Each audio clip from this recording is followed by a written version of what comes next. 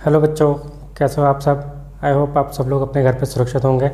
तो आज मैं आपके सामने लेकर आया हूँ क्लास 10th का चैप्टर फर्स्ट रियल नंबर्स की एक्सरसाइज 1.3। बहुत ही सिंपल और बहुत छोटी सी एक्सरसाइज है।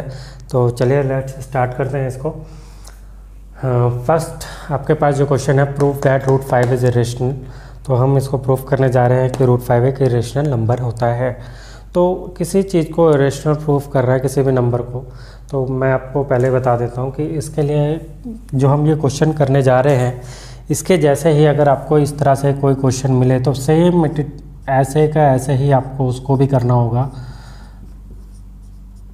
ठीक है, ये सारे नंबर जो मैंने आपको दिखाए हैं, इस सभी के सभी, इवन रूट 11 कुछ भी हो, ये सभी के सभी नंबर्स आपको इरेशनल प्रूफ करने हो तो सेम प्रोसीजर रहेगा सबके साथ। तो स्टार्ट करते हैं। तो सबसे पहला जो आपके रूट 5 है, तो हम क्या करेंगे कि हम इसको मान लेंगे कि ये कोई एक रेशनल नंबर होगा, क्योंकि इरेशनल प्रूफ करना है। इरेशनल तो मान नहीं सकते, हम मानेंगे क्या, रेशनल क्या नंबर है। तो let assume that root 5 is a rational number which is in the form of, rational number किस फॉर्म में माने जाते हैं बच्चा, p/q। p/q की फॉर्म में, जैसा कि मैंने आपको इंट्रोडक्शन क्लास में भी बताया था, जिसको p/q की फॉर्म में हम रिप्रेजेंट कर सकें वही रेशनल नंबर होता है। तो यहाँ पर जब हम इसको रेशनल मान रहे हैं तो वो किस फॉर्म में होगा, p/q की फॉर्म में होगा। Where p and q both are coprime number. कैसे नंबर होंगे ये, को-प्राइम नंबर होंगे p and q। ठीक है, तो बच्चों मैंने आपको प्राइम नंबर्स के बारे में तो बताया था जब इस इंट्रोडक्शन क्लास में, बट यहाँ पर आ रहा है नाम को-प्राइम। ये को-प्राइम क्या होता है, ऐसे नंबर्स जिनका कॉमन फैक्टर जो है वो सिर्फ 1 हो। ठीक है, जैसे 2 और 3 का कॉमन फैक्टर 1 होता है, 3 and 4 का कॉमन फैक्टर 1 होगा, 16 और 15 ले लो, इनका भी कॉमन फैक्टर 1 होगा, और 17 18 ले लो, इनका भी कॉमन फैक्टर क्या होगा, 1 ही होगा। तो ऐसे नंबर जिनका कॉमन फैक्टर सिर्फ 1 हो तो उनको हम को-प्राइम नंबर्स बोलते हैं। ठीक है, तो आइए स्टार्ट करते हैं आगे। तो हमने मान लिया कि ये एक रेशनल नंबर है जो कि p/q की फॉर्म में होगा, जिसमें p और q दोनों कैसे नंबर होंगे, को-प्राइम नंबर होंगे। ठीक है, तो देयरफॉर हम ये लिख सकते हैं कि root 5 is equal to p/q, इस फॉर्म में है। तो ये कैसा नंबर है, it is a rational number, it is a rational number. तो हम यहाँ पर क्या करेंगे कि रूट 5 के ऊपर जो रूट है उसको हटाने की कोशिश करेंगे। कैसे हट सकता है, वो स्क्वायरिंग से हट सकता है। उससे पहले हम ज़रा क्रॉस मल्टीप्लाई भी कर लें, तो हमारे पास क्या रिजल्ट आएगा, p is equal to root 5q, ये रिजल्ट आ जाता है हमारे पास। अब यहाँ पर हम क्या करेंगे, squaring both side, squaring both side. तो स्क्वायरिंग करेंगे तो क्या हो जाएगा, p का स्क्वायर इज इक्वल टू में रूट 5q का होल स्क्वायर। ठीक है, यहाँ तक आई थिंक आपको समझ में आया होगा। अभी तक कुछ ज़्यादा हमने किया नहीं है, बस हमने एज्यूम किया है कि रूट 5 एक रेशनल नंबर है जो कि p/q के फॉर्म में है, जिसमें p और q दोनों कैसे नंबर हैं, को-प्राइम है, जिनका कॉमन फैक्टर सिर्फ 1 होगा। ठीक है, रूट 5 को हमने माना है p/q के फॉर्म में, जो कि एक रेशनल नंबर है, और हमने क्रॉस मल्टीप्लाई करके p इज इक्वल टू में निकाला एक रिजल्ट, ये root 5 is equal p is equal to root 5q। Square किया बोथ साइड, तो हमारे पास आ गया p स्क्वायर इक्वल टू में रूट 5q स्क्वायर। अगर इसको हम सॉल्व करें, इसको ज़रा मैं मिटा देता हूँ, तो ये सभी नंबर्स के लिए देखो, ये रूट 5 का हम कर रहे हैं, तो बाकी जो नंबर्स मैंने लिखे थे उन सभी पे अप्लाई हो सकता है, ये बिल्कुल सेम पैटर्न। ठीक है, तो यहाँ से हमारे पास आ जाता है p square is equal to में 5q स्क्वायर। यहाँ से हमें रिजल्ट मिल सकता है p स्क्वायर इक्वल टू में 5q स्क्वायर। तो इस रिजल्ट के बेस पर ये इक्वेशन 1 मान लेते हैं हम कुछ चीज़ें कह सकते हैं। क्या कह सकते हैं कि p square is divisible of 5, P square जो है वो 5 का डिविजिबल हो सकता है, बिल्कुल सामने रिजल्ट ही हमें कुछ ऐसा मिल रहा है। और हम ये भी कह सकते हैं P is also divisible of 5, तो ये रिजल्ट हमें यहाँ से मिल गया। ठीक है, तो चलो हमने मान लिया कि जब p जो है वो डिविजिबल है 5 का, यानी 5 उसके मल्टीपल में होगा कहीं, तो हम ये लिख सकते हैं कि p इज इक्वल टू 5 के कोई नंबर होगा, या एज्यूम कर सकते हैं, लेट कर सकते हैं, लेट p कोई ऐसा नंबर हो कि जो 5 के मल्टीपल में हो k समथिंग। तो इस वैल्यू को अगर हम यहाँ पर पुट कर दें p की जगह पर, तो हमें क्या मिलेगा, तो पुट करते हैं, putting the value of p, putting the value of p, तो क्या हो जाएगा 5k square is equal to में 5q स्क्वायर। अगर इसको सॉल्व किया जाए तो ये हो जाएगा 25k square is equal to में 5q स्क्वायर। यहाँ 5 से 25 को कैंसिल आउट करेंगे तो आपके पास आ जाएगा 5, तो आपका रिजल्ट आ जाएगा 5k स्क्वायर इक्वल टू में q स्क्वायर। तो यहाँ से आपको एक दूसरा रिजल्ट मिल रहा है। क्या रिजल्ट, ये दूसरी इक्वेशन है आपकी। यहाँ से क्या मिल रहा है कि q स्क्वायर जो है वो 5 का डिविजिबल हो सकता है, इवन q भी 5 का डिविजिबल हो सकता है। तो इसको लिख देंगे साइड में, q square is divisible of 5 और q is also divisible of 5। ठीक है, इतनी बात क्लियर। अच्छा, अब इन दोनों रिजल्ट से हमें कुछ चीज़ मिल रही है। क्या मिल रही है कि p जो है वो भी 5 का डिविजिबल है और q है वो भी 5 का डिविजिबल है। इट मीन्स p और q के दोनों नंबर्स के लिए 5 जो है वो कॉमन फैक्टर हो गया। तो यहाँ लिखेंगे from equation first and second we get that, क्या मिला हमें, that p and q both have common factor 5, दोनों का कॉमन फैक्टर है 5, which contradicts that p and q are co-prime। भैया देखो क्या हुआ था स्टार्टिंग में हमने मान लिया था कि p और q जो है वो को प्राइम नंबर है, मान के लेता होता ही, अगर रेशनल नंबर है तो p और q को प्राइम होता। अब यहाँ से हमें जो रिजल्ट मिला कि बोथ कॉमन फैक्टर है उनका 5, मतलब दोनों का फैक्टर 5, मतलब यहाँ पर भी 5 का कोई मल्टीपल है, यहाँ पर भी है, मतलब ये दोनों अभी भी कट सकते हैं, मतलब इनका 1 के अलावा भी कोई और नंबर फैक्टर है। तो इट मीन्स क्या हुआ, which contradicts that p and q are co prime, जो कि ये दुविधा में डाल रहा है कि ये दोनों को प्राइम है। ये क्यों हो रहा है ऐसा, क्योंकि हमने गलत माना था। क्या गलत माना था कि √5 एक रेशनल नंबर है। तो हम लिखेंगे क्या लाइन इसके आगे, this contradiction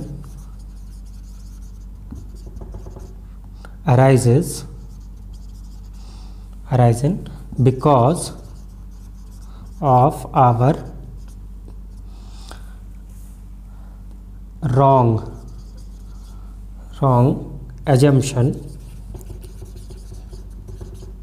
that √5 is a rational number।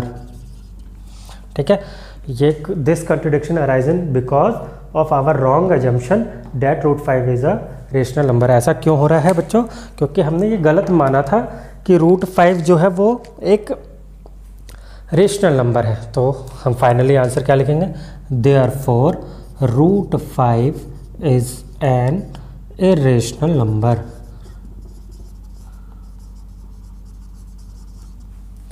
√5 कैसा नंबर है, इरेशनल नंबर है। तो आई होप आपको समझ में आ गया होगा। एक बार फिर से देख लेते हैं कि हमको करना क्या है। हमें प्रूफ करना है कि √5 एक इरेशनल नंबर है। ठीक है, हमने क्या किया, उसके अपोजिट मान लिया कि लेट √5 एक रेशनल नंबर है जो कि p/q की फॉर्म में होगा। ठीक है, अब यहाँ से हमने एक चीज़ और है, कि रेशनल नंबर होगा p/q की फॉर्म में होगा, तो यहाँ पर p और q कैसे नंबर होंगे, को प्राइम नंबर होंगे। को प्राइम वो नंबर्स होते हैं जिनका कॉमन फैक्टर सिर्फ और सिर्फ 1 हो सकता है, मतलब वो सिर्फ 1 से डिवाइड हो सकते हैं दोनों के दोनों। तो यहाँ पर हमने क्या किया, मान लिया था कि √5 is equal to P by Q के फॉर्म में है, रेशनल नंबर है।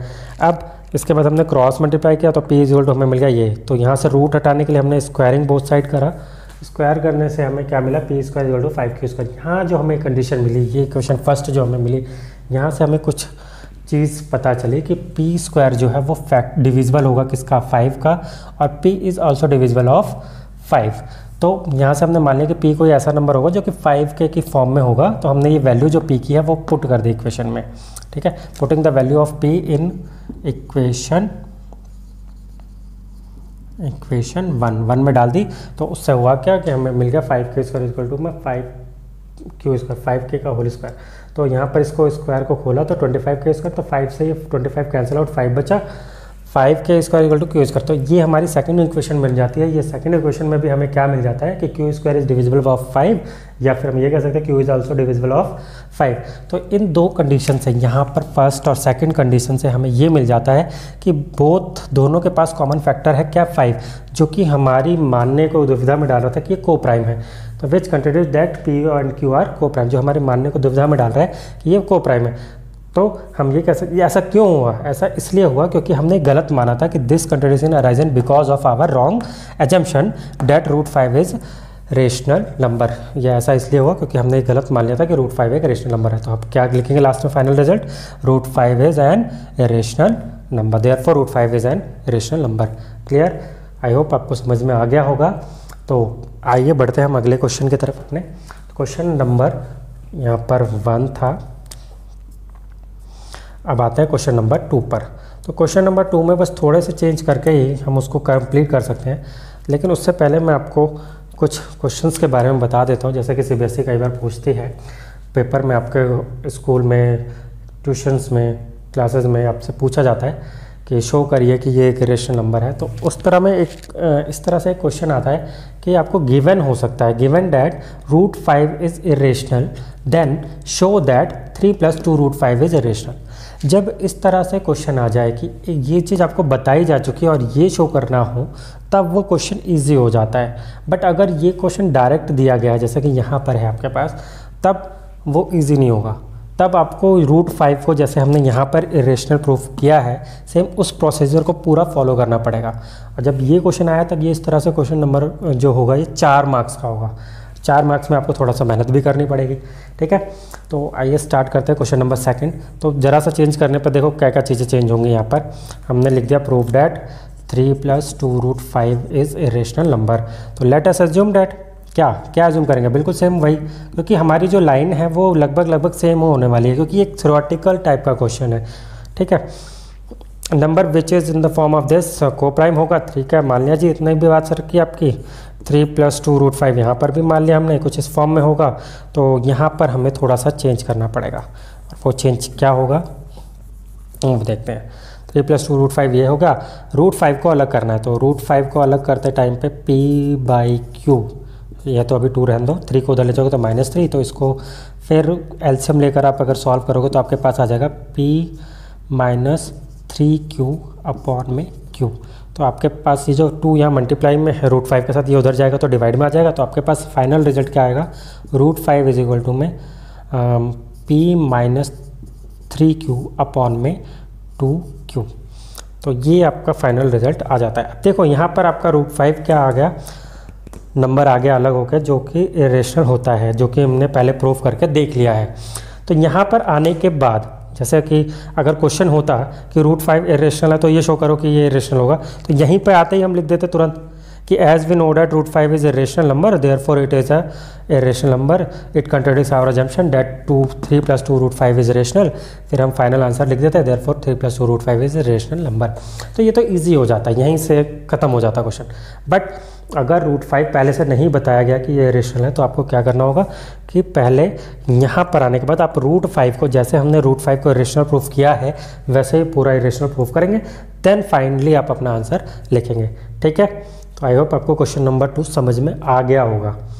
फाइनल में आंसर कैसे लिखेंगे वो मैं बताता हूँ। जैसे मान लो आप यहाँ पर आ गए, √5 के बाद यहाँ आपने प्रूफ कर दिया ऐसा, फिर उसके बाद आप क्या लिखेंगे तो वो मैं लिख रहा हूँ। इसको मैं मिटा देता हूँ क्योंकि ये तो बहुत इजी कॉन्सेप्ट सा है।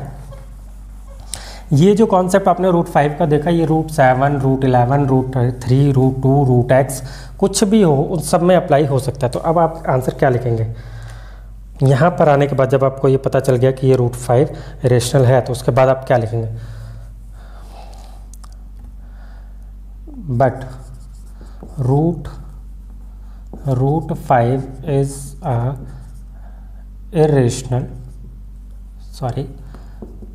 irrational number.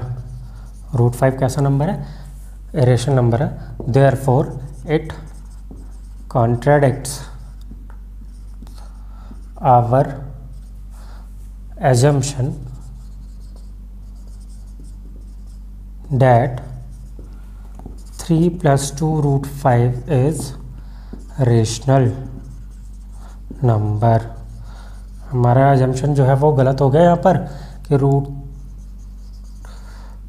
3 + 2 रूट 5 जो है एक रेशनल नंबर है। Therefore 3 + 2 root 5 is a rational number.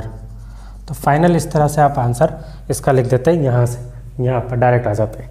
But जब आपको रूट 5 नहीं दिया हो तो आप पहले रूट 5 को प्रूव कर लेंगे, फिर ये लिखेंगे। ठीक है, क्लियर? आई होप आपको समझ में आ गया होगा। अब आते हैं नेक्स्ट क्वेश्चन नंबर 3 की तरफ। Prove that the following are irrational. तो इसमें भी सेम यहाँ पर थोड़ा सा ही चेंज करना है। तो